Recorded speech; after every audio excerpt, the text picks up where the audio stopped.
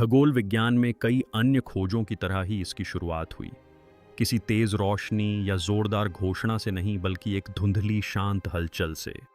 अंतरिक्ष के अंधकार में एक ऐसी सूक्ष्म, इतनी रहस्यमय ढंग से की गई गति कि सबसे उन्नत ट्रैकिंग सिस्टम भी इसे लगभग चूक गए। पहले तो इसे धूमकेतु समझा गया, फिर शायद यह एक क्षुद्र ग्रह था। लेकिन जितना अधिक हमने इसे देखा, 3i एटलस ने उन सभी श्रेणियों को चुनौती दी जिन्हें हमने इस पर लगाने की कोशिश की थी। यह प्राकृतिक होने के लिए बहुत अधिक सममित था, जीवित होने के लिए बहुत शांत था और एक बहाव होने के लिए बहुत अधिक नियंत्रित था। वैज्ञानिकों को ओमुआमुआ याद था, वह रहस्यमय अंतरिक्ष का टुकड़ा जो वर्षों पहले हमारे सौर मंडल से गुजरा था और अपने पीछे जवाबों से कहीं अधिक सवाल छोड़ गया था। लेकिन एटलस ये तो बिल्कुल ही अलग बात थी, बड़ा धीमा और ज्यादा बुद्धिमान। और अब ब्रह्मांड में हमारी सबसे शक्तिशाली आंख जेम्स वेब स्पेस टेलीस्कोप की बदौलत हमें एक बेहद परेशान करने वाली बात की पुष्टि मिली है। 3 एटलस सिर्फ ओमुआमुआ से मिलता जुलता नहीं है, यह कहीं ज्यादा उन्नत, कहीं ज्यादा खतरनाक और संभवतः कहीं ज्यादा सचेत है। जब 3 एटलस को पहली बार सूचीबद्ध किया गया तो यह तुरंत स्पष्ट हो गया कि यह कोई साधारण आगंतुक नहीं था। हमारे सौर मंडल के बाहर की वस्तुएं आमतौर पर पृथ्वी के इतने करीब से नहीं गुजरती। वे अप्रत्याशित रास्तों पर टेढ़े मेढ़े कोणों से गुजरती हैं और फिर हमेशा के लिए अंधेरे में गायब हो जाती हैं।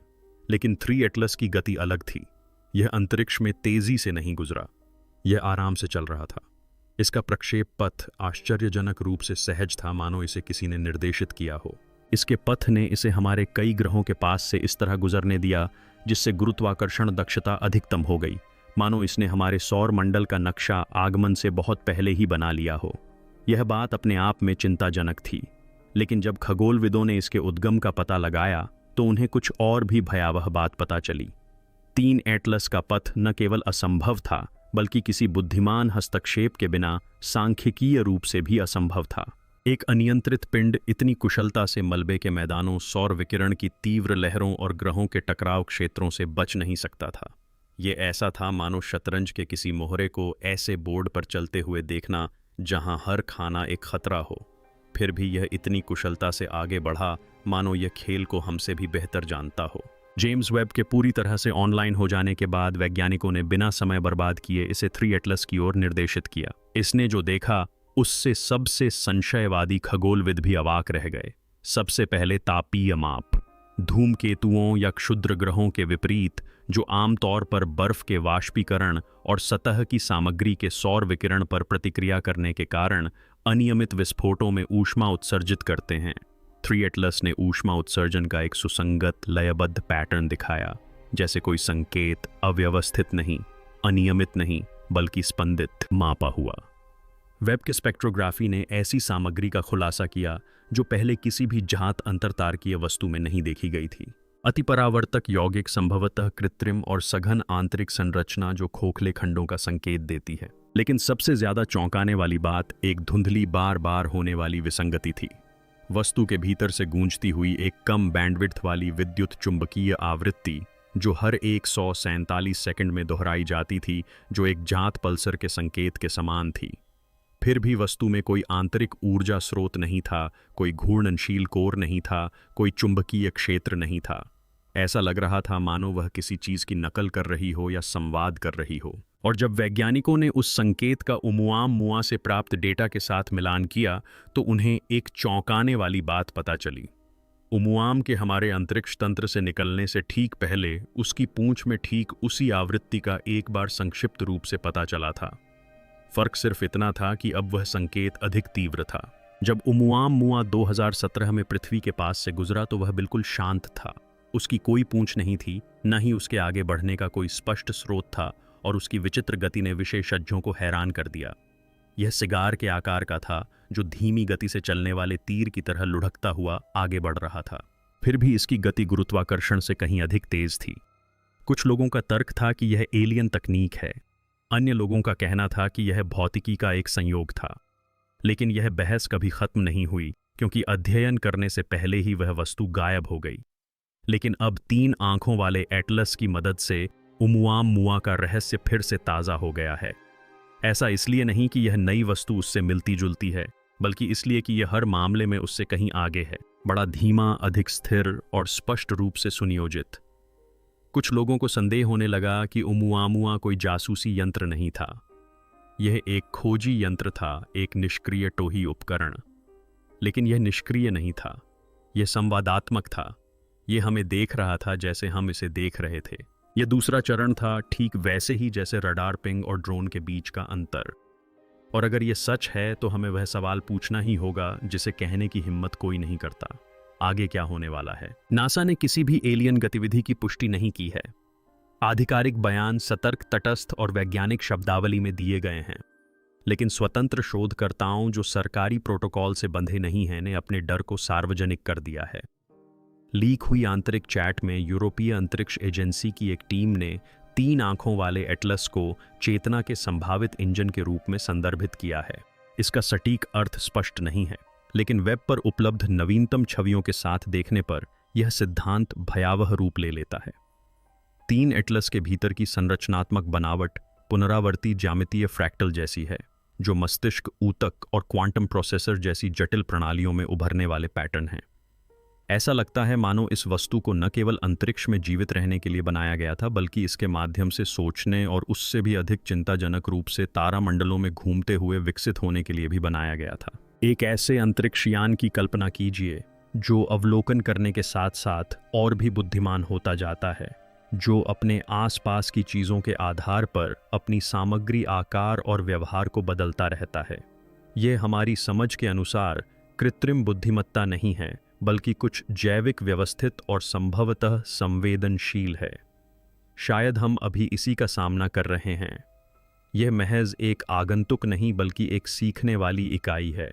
और अगर ये हमसे सीख रही है तो ये किस चीज़ की तैयारी कर रही है? जब वैज्ञानिकों को लगा कि उन्होंने 3 आंखों वाले एटलस के भविष्य के मार्ग का मानचित्रण कर लिया है, तभी कुछ ऐसा हुआ जिसने नाजुक सहमति को चकनाचूर कर दिया। एक अचानक पुनर्निर्देशन हुआ। एक साफ रात में चिल्ली और हवाई में स्थित दूरबीनों ने एक सूक्ष्म लेकिन स्पष्ट दिशा परिवर्तन दर्ज किया, जिसे गुरुत्वाकर्षण, सौर पवन या किसी भी ज्ञात प्राकृतिक बल द्वारा स्पष्ट नहीं किया जा सकता था। वस्तु अपने निर्धारित छाप से थोड़ा हटकर एक बिल्कुल नए मार्ग पर आ गई, जो उसे पृथ्वी के कक्षीय तल के करीब ले जाता है। कुछ लोगों के लिए यह एक तकनीकी गड़बड़ी थी, लेकिन डीप स्पेस नेटवर्क के मिशन विश्लेषकों के लिए निष्कर्ष और भी चिंताजनक था।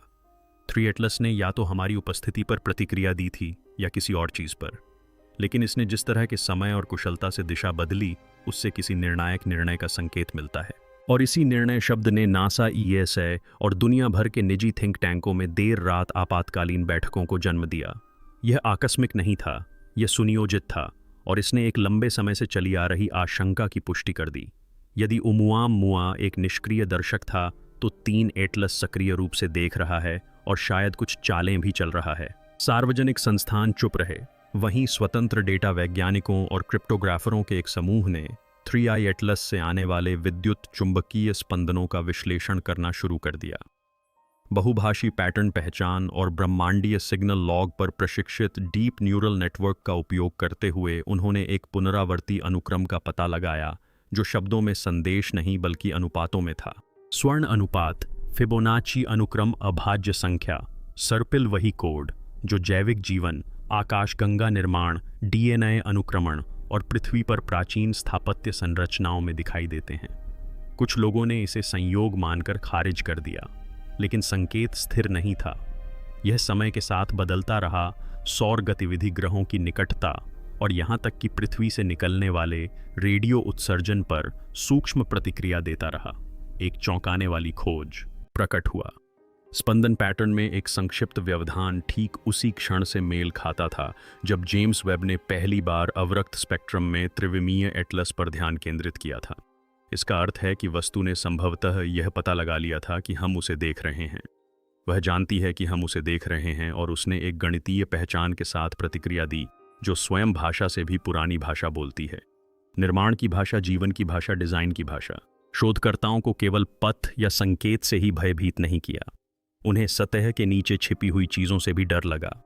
जेम्स वेब के स्पेक्ट्रोस्कोपी ने 3i एटलस के बाहरी आवरण पर जटिल कार्बन अणुओं, पॉलीसाइक्लिक एरोमेटिक हाइड्रोकार्बन के धुंधले निशान पाए। ये केवल कार्बनिक यौगिक नहीं हैं, इन्हें पूर्व जैविक रसायन विज्ञान के मूलभूत तत्व, अमीनो अम्लों, RNA संरचनाओं और अंततः स्वयं जीवन के अग्रदूत माना जाता है। इस खोज को इतना चिंताजनक बनाने वाली बात इनकी शुद्धता है। आदिम धूमकेतुओं में पाए जाने वाले अव्यवस्थित मिश्रणों के विपरीत ये अणु पूरी तरह से संरचित थे, जिससे पता चलता है कि इन्हें या तो परिष्कृत किया गया था या विकसित किया गया था। कुछ लोगों का मानना है कि यह एक बीजवाहक पोत हो सकता है, जीवन का एक प्राचीन वाहक, जिसे न केवल अन्वेषण के लिए बल्कि उपनिवेश स्थापित करने के लिए बनाया गया था। और यदि यह सच है तो पृथ्वी संयोगवश गंतव्य नहीं हो सकती। यह युद्ध या विनाश का नहीं बल्कि आत्मसात करने का लक्ष्य हो सकती है। एक ऐसी जगह जहां बीज बोए जाएं, अवलोकन किया जाए और अंततः पृथ्वी में विलीन हो जाया जाए। अब 3 पुष्ट अंतरतारकीय आगंतुकों ओमुआमुआ बोरिस और 3i एटलस के साथ वैज्ञानिक उन कड़ियों को जोड़ना शुरू कर रहे हैं जिनके बारे में उन्होंने कभी सोचा भी नहीं था। ओमुआमुआ चुपचाप और तेजी से लुढ़का। बोरिस एक टिप्पणी की तरह था, लेकिन असामान्य रूप से त्वरित गति से। 3i एटलस एक संकर, धीमा, विशाल इंजीनियर किया हुआ पिंड है और सौरमंडल में जितना अधिक समय यह रहता है, इसकी जटिलता उतनी ही बढ़ती जाती है। वेब ने इसकी परावर्तक सतह में सूक्ष्म परिवर्तन दर्ज किए हैं, पैटर्न में बदलाव जो स्वपुनर्गठन का संकेत देते हैं, जैसे कोई मशीन स्वयं को समायोजित कर रही हो, अनुकूलन कर रही हो, तैयारी कर रही हो। और अब आती है सबसे भयावह घटना। नवीनतम रीडिंग के अनुसार एटलस ने एक द्वितीयक संकेत उत्सर्जित करना शुरू कर दिया है। कम आवृत्ति लंबी तरंगें, और यह पृथ्वी की ओर नहीं बल्कि गहरे अंतरिक्ष की ओर निर्देशित है। यह बाहर की ओर प्रसारण कर रहा है। कुछ का कहना है कि यह सहायता के लिए आह्वान कर रहा है, अन्य मानते हैं कि यह वापस रिपोर्ट कर रहा है। लेकिन किसी भी तरह एक बात अब निर्विवाद है, ये कभी भी केवल एक अंतरतारकीय चट्टान नहीं थी। ये एक नोड था, एक जांच यान था, एक संदेशवाहक था। जब वैज्ञानिकों को लगा कि उन्होंने 3 एटलस विमानों से सीखने लायक सब कुछ इकट्ठा कर लिया है, तभी कुछ ऐसा घटित हुआ जिसने अवलोकन और परिणाम के बीच की बाधा को तोड़ दिया। अंटार्कटिक क्षेत्र के ऊपर एक उच्च ऊंचाई वाले निगरानी गुब्बारे ने, जो एक गुप्त वायुमंडलीय निगरानी कार्यक्रम का हिस्सा था, एक शक्तिशाली माइक्रोवेव विस्फोट का पता लगाया जो संक्षिप्त, तीव्र और ठीक दक्षिणी ध्रुव के ऊपर केंद्रित था। पहले तो इसका कारण सौर हस्तक्षेप माना गया, लेकिन डेटा की जांच से पता चला कि इसका समय 3i एटलस के पथ में आए एक नए कोणीय बदलाव से पूरी तरह मेल खाता है। लेकिन बात यहीं खत्म नहीं होती। विस्फोट के कुछ ही क्षण बाद जमे हुए महाद्वीप पर स्थित कई भूकंपीय स्टेशनों ने अत्यंत निम्न आवृत्ति की गड़गड़ाहट दर्ज की, जिसका संबंध विवर्तनिक गतिविधि या बर्फ की हलचल से नहीं था। ये आवृत्तियां 3 नेत्र एटलस द्वारा उत्सर्जित गहरे अंतरिक्ष स्पंदन के समान तीव्रता और अवधि की थीं। अचानक जिसे ब्रह्मांडीय विसंगति माना जा रहा था, वह एक स्थलीय हस्तक्षेप में परिवर्तित हो गया। क्या वह वस्तु किसी प्रकार हमारे ग्रह के चुंबकीय क्षेत्र को प्रभावित कर रही थी, या इससे भी बुरा क्या, यह बर्फ के नीचे दबी किसी प्रकार की सक्रियता को जगा रहा था? ये विचार कि 3 एटलस पृथ्वी पर सुप्त प्रणालियों को जगा रहे होंगे, चाहे वे प्राकृतिक हों या कुछ और, न केवल अकल्पनीय था बल्कि अस्वीकार्य भी था। फिर भी आंकड़े अकाट्य थे। मिशन कंट्रोल में वापस आकर सबसे युवा डेटा विश्लेषकों में से एक को संग्रहित दूरबीन छवियों के एक समूह में गहराई से दबी हुई एक चीज का पता चला। जब उसने प्राचीन बेबीलोनियन तारा मानचित्रों से प्राप्त खगोलीय निर्देशांक ग्रिड पर 3 नेत्र एटलस के प्रक्षेप पथ को ओवरले किया, तो उसने देखा कि वस्तु का पथ न केवल ग्रहों की संरेखण को काटता है, बल्कि कई सभ्यताओं में पवित्र माने जाने वाले तारामंडलों ओरियन, ड्रैको और प्लीयड्स को भी काटता है। समय के साथ इन प्रतिच्छेदनों को प्लॉट करने पर एक पूर्ण सर्पिल बनता है जो दक्षिण अमेरिका, अफ्रीका और यहाँ तक कि पूर्व राजवंशीय मिस्र में पाई जाने वाली प्राचीन गुफा कला में लगभग हूबहू प्रतिबिंबित होता है। कुछ लोगों ने इस संबंध को छद्म पुरातत्व कहकर खारिज कर दिया, लेकिन वेब साइंस टीम के कुछ अन्य सदस्यों ने चुपचाप इस परिकल्पना पर आधारित मॉडल विकसित करना शुरू कर दिया कि 3 आंखों वाले एटलस का पथ प्रदर्शनकारी था, एक अनुष्ठानिक मानचित्रण जो इसकी गति में अंतर्निहित था और केवल उन प्रजातियों को दिखाई देता था जो इस पैटर्न को पहचानने में सक्षम थीं। क्या होगा यदि यह वस्तु केवल यात्रा ही नहीं कर रही थी, बल्कि संस्कृति, भाषा, स्मृति, मानवता से भी पुराने इतिहास का प्रसारण कर रही थी? और यदि ऐसा है, तो क्या यह सर्पिल शांति का संदेश था या पूर्वजों द्वारा छोड़ी गई चेतावनी? निजी रक्षा हल्कों और गुप्त बजट एजेंसियों में तनाव बढ़ने के साथ एक क्रांतिकारी नया सिद्धांत जोर पकड़ने लगा, जिसे ताला और चाबी की परिकल्पना कहा जाता है। इस विचार के अनुसार ओमुआमा एक ताला था, एक शांत निष्क्रिय वस्तु जिसे पृथ्वी की तत्परता, बुद्धिमत्ता और प्रतिक्रिया का निष्क्रिय रूप से आकलन करने के लिए भेजा गया था। ये हानिरहित था क्योंकि इसका उद्देश्य कभी भी पृथ्वी से संपर्क करना नहीं था। यह एक ट्रिगर था, एक ब्रह्मांडीय तिजोरी, और 3 एटलस यही कुंजी है। इसका उद्देश्य केवल अवलोकन करना नहीं बल्कि कुछ ऐसा उजागर करना है, चाहे वह ग्रह के भीतर छिपा हो, हमारी प्रजाति में निहित हो या कक्षा में सक्रिय होने की प्रतीक्षा कर रहा हो। इस सिद्धांत का समर्थन कुछ ही दिन पहले हुई एक खोज से होता है। पृथ्वी के चुंबकीय क्षेत्र में एक सूक्ष्म कंपन हुआ जो 3i एटलस सिग्नल के साथ बिल्कुल सटीक समय पर हुआ। यह कंपन नंगी आंखों से दिखाई नहीं देता था, लेकिन इतना शक्तिशाली था कि लंबी दूरी के संचार उपग्रहों को भी बाधित कर सकता था।